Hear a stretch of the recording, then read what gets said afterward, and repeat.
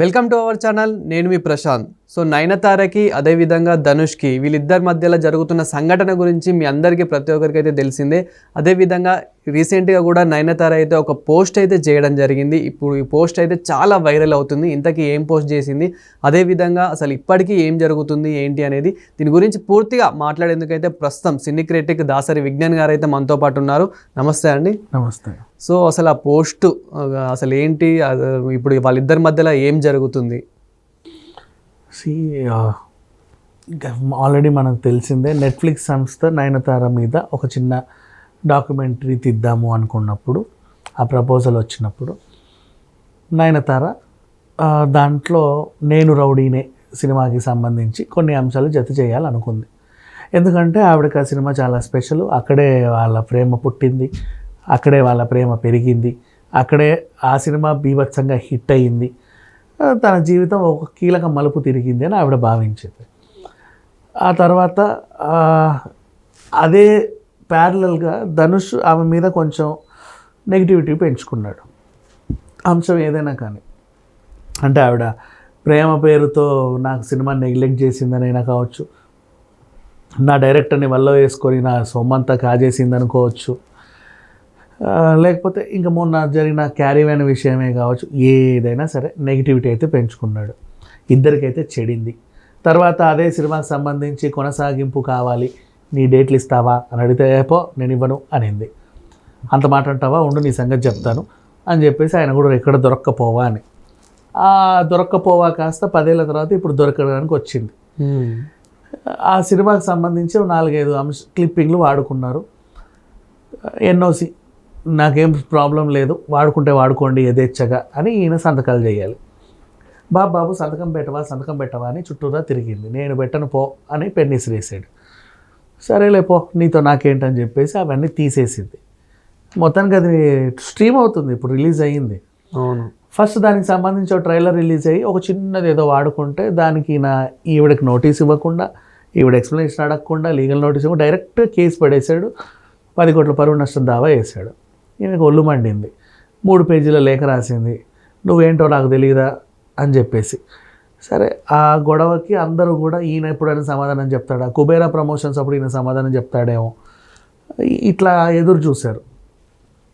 అన్ఎక్స్పెక్టెడ్గా ఎప్పటి నుంచో వీళ్ళ విడాకుల కేసు కోర్టులో నానుతా వచ్చింది. అది కాస్త విడాకులు మంజూరు అయ్యే డేట్ ఇప్పుడే వచ్చింది, మంజూరు అయ్యింది. నాకు కలిసి ఉండడం ఇష్టం లేదు అని రజనీకాంత్ గారు అమ్మాయి కరాఖండిగా చెప్పేసింది. సో బ్రేక్ పడింది. ఇప్పుడు ఈయన వైపుగా కొంచెం ఒక వెయిటేజ్ తగ్గినట్టుగా ఉంది, ఈమె వైపు కొంచెం వెయిటేజ్ పెరిగింది. ఆమె ఏదో రిలీజ్ అయిందిగా, జనాలు చూస్తున్నారు. ఈయన వైపు కొంచెం, అంటే ఈయనే అరిచాడు, ఈయనే ఇబ్బంది పెట్టాడు, ఇతను ఇబ్బంది పెట్టే మనిషి, అందుకే భార్యతో కూడా విడిపోవాల్సి వచ్చింది అన్నట్టుగా మైనస్ అయింది. ఎందుకంటే ఆ భార్య ఎవరో గారు రజనీకాంత్ గారు అమ్మాయి, అంటే పద్ధతులు పాటలు వీళ్ళకి తెలిసినంతకి ఇంకెవరికి తెలియదు అని తమిళ ప్రజలు నమ్మే అటువంటి ఒక మనిషికి కూతురు, అంతే కదా. సో వాళ్ళ వైపే కొంచెం వెయిటేజ్ ఉంటుంది, వీళ్ళ తప్పున్నా లేకున్నా కూడా. బేసికలీ ధనుష్ అభిమానించే వాళ్ళు కూడా కొంచెం న్యూట్రల్గా ఆలోచిస్తే అదేం లేదు, మా ధనుష్ చాలా మంచోడు, అద్భుతమైన వ్యక్తి అని వీళ్ళు. ఈ టైంలో ఈవిడ ఒక పోస్ట్ పెట్టింది, నువ్వు ఏదైతే అబద్ధం చెప్పి ఒక వ్యక్తి జీవితాన్ని సర్వనాశనం చేశావో నీకు వడ్డీతో సహా తిరిగి వస్తుంది అన్నట్లుగా పోస్ట్.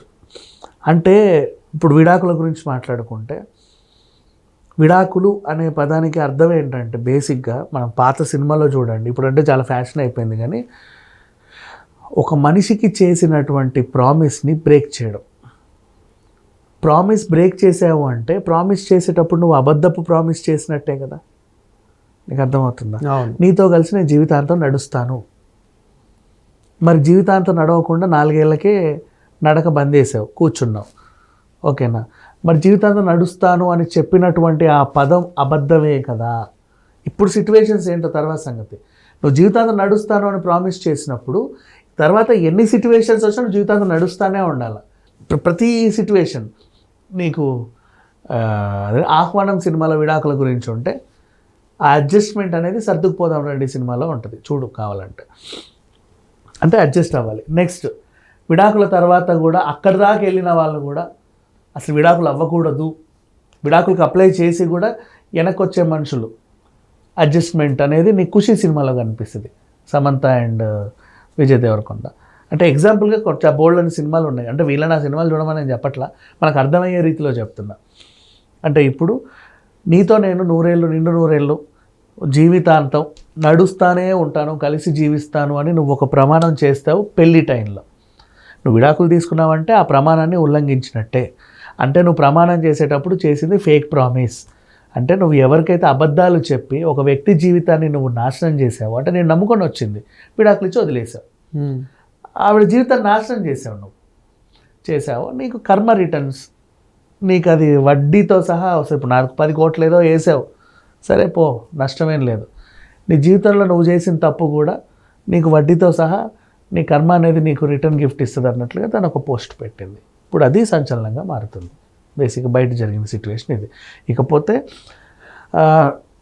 నయనతారకి మీద కూడా ఇది వచ్చినప్పుడు కొంచెంమంది నయనతార గురించి కూడా గుర్రుగా ఉన్నారు. ఆవిడని ఏమన్నారంటే ఈమెకు కూడా చాలా పొగరు, ఎందుకంటే సినిమా ఫంక్షన్లకు పిలిస్తే రాదు, షూటింగ్లకు పిలిస్తే మాత్రం ఎగేసుకుంటూ వచ్చేస్తుంది, రెమ్యునరేషన్లు విచ్చలవిడిగా తీసుకుంటుంది, డిమాండ్ చేసినంత తీసుకుంటుంది, ఫంక్షన్లకి గట్రా ప్రమోషన్లకు గట్రా రమ్మంటే రాదు అని. దానికి ఆవిడ ఆన్సర్ ఏంటంటే, నేను ఎందుకు ప్రమోషన్స్కి రావాలి, నువ్వు హీరోకి ఇచ్చే వాల్యూ హీరోయిన్కి ఇవ్వనప్పుడు హీరోయిన్లు అని చెప్పుకొని నువ్వు చేసే అబద్ధపు ఫంక్షన్కి నేను ఎందుకు రావాలి, ఆవిడ దృష్టిలో అది. అవును, అంటే ఒక హీరోకి నువ్వు 40 కోట్లు ఇస్తున్నావు, హీరోయిన్ 4 కోట్లు అడుగుతావు, కింద నుంచి మీదకి ఇట్లా చూస్తున్నావు, ఓకేనా. హీరో స్టాఫ్కి ఏమో ఫ్లైట్లు వేస్తావు, హీరోయిన్ స్టాఫ్కి ఏమో ట్రైన్లు వేస్తావు, నీకెందుకు అని. హీరో ఒక 30 మందిని వెనకాల పెట్టుకుంటాను అంటే పెట్టుకోండి సార్ అంటావు. హీరోయిన్ ఒక 4 వెనకాల తిప్పుకుంటే చాలా అబ్బా ఈమెకి ఎంత ఎక్కువ అంటావు. ఇట్లాంటివన్నీ చూసింది అన్నీ, ఇప్పటికీ హీరోయిన్గానే ఉందిగా, అన్నీ చూసింది. నువ్వు హీరోతో సహా సినిమాలో హీరోయిన్కి గౌరవం ఇచ్చిన రోజే నేను నీ ప్రమోషన్స్కి వస్తాను అనింది. ఇది నిజమే, ఎందుకంటే ఇప్పుడు ఇంట్లో ఇల్లాలు వంటింట్లో ప్రియురాలు సినిమా, హీరోతో సమానంగా హీరోయిన్కి వాల్యూ ఉంది, ఇద్దరు హీరోయిన్లకి వాల్యూ ఉంది. పవిత్ర బంధం, ఇప్పుడు సౌందర్య చేసే సినిమాలు కానీ, రమకృష్ణ చేసే సినిమాలు కానీ, అప్పట్లో మీనా చేసిన సినిమాలు కానీ, నగ్మా చేసిన సినిమాలే కానీ, సంగవి చేసిన సినిమాలే కానీ, రంభా చేసిన సినిమాలే కానీ, నెక్స్ట్ నిన్నటి తరం హీరోయిన్లు సుహాసిని గారే కానీ, వాళ్ళు చేసే ప్రతి సినిమాలోనూ హీరోయిన్లకి ఈక్వల్ ఇంపార్టెన్స్ ఉంది. మొన్నటి జనరేషన్ తరుణ్, వీళ్ళందరూ వచ్చిన ఉదయ్ కిరణ్, శ్రియ, వీళ్ళ జనరేషన్లో కూడా హీరోయిన్కి ఈక్వల్ ఇంపార్టెన్స్. ఇప్పుడు నువ్వే కావాలి, మనసంతా నువ్వు నాకు నచ్చావు, నువ్వు లేక నేను లేను, నువ్వే ఇలాంటి సినిమాలన్నీ వచ్చాయిగా. హీరోతో పాటు ఈక్వల్గా హీరోయిన్కి ఇంపార్టెన్స్, సంతోషం. సో అక్కడ ఏంటి, సాంగ్స్లో కానీ దేంట్లో కానీ హీరోయిన్లు ఇద్దరూ ఈక్వల్ ఇంపార్టెన్స్గా ఉంటుంది. ఇప్పుడు సినిమాలు ఎలా ఉన్నాయంటే హీరో బేస్డ్ సెంట్రిక్ సినిమాలు అన్నీ అంతే. మరి ఇతర యాక్టర్స్ ఎలా దీని మీద రెస్పాండ్ అవుతున్నారు? అంటే వేరే ఎవరైనా యాక్టర్స్ దీని మీద ఇంకేమైనా రెస్పాండ్ అవుతున్నారా? అంటే నయనతార తరపున కానివ్వండి, ధనుష్ తరపున కానీ. చాలా మంది లోపల చాలా మంది హీరోయిన్లు కూడా ఇలాగే కనిపించేంత ముందు కూడా తాప్సీ కూడా బోల్డ్ అని సార్లు చెప్పింది. ఇప్పుడు వచ్చే సినిమాలకి హీరోయిన్లకి ఏంటంటే జస్ట్ అలా తిప్పుతున్నావు హీరో వెనకాల, 5 ఏళ్ళు తిప్పగానే ఆ హీరోయిన్లు ఫేడ్ అవుట్ అయిపోతున్నారు, నీకు ఫేడ్ అవుట్. వీడేమో 80 ఏళ్ళు వచ్చిన హీరోనే, అవి 5 ఏళ్ళు తిరిగితే చాలా ఫేడ్ అవుట్ ఆంటీ. దాని తర్వాత లేడీ ఓరియంటెడ్ సినిమాలు, తర్వాత అత్తలు, అల్లుళ్ళు, ఏవో పిచ్చి పిచ్చి వేషాలు, ఇలాంటివన్నీ ఇచ్చేస్తారు.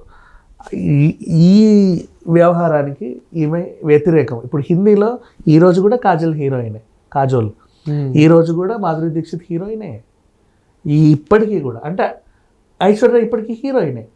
అక్కడ వాళ్ళు అలా చూస్తున్నారు, మిగతా లాంగ్వేజెస్లో కూడా చూస్తున్నారు, మన దగ్గర ఎందుకు చూడట్లేదు అనేది ఈవిడ ఆవేదన అంతే. అందుకు ఆవిడ ఫంక్షన్స్కి రాదు. సో దీన్ని వీళ్ళు ఏంటంటే ఈవిడకి పొగరు అని స్టాంప్ వేసేసి మాట్లాడేసరికి అందరూ కూడా ఈమెకు పొగరు అంటారు. మరి నిజంగా పొగరు గట్రా ఉంటే ఈ రోజు దాకా కూడా హీరోయిన్కి ఎలా ఉంటుంది ఇండస్ట్రీలో 100 సినిమాలు చేసి, అంతే కదా, అదొకటి ఆలోచించుకోవాలి. సో ఇప్పుడు తను పెట్టిన పోస్ట్కి మద్దతు తెలిపే వాళ్ళు మద్దతు తెలుపుతున్నారు, వ్యతిరేకించే వాళ్ళు వ్యతిరేకిస్తున్నారు. థ్యాంక్ యూ అండి.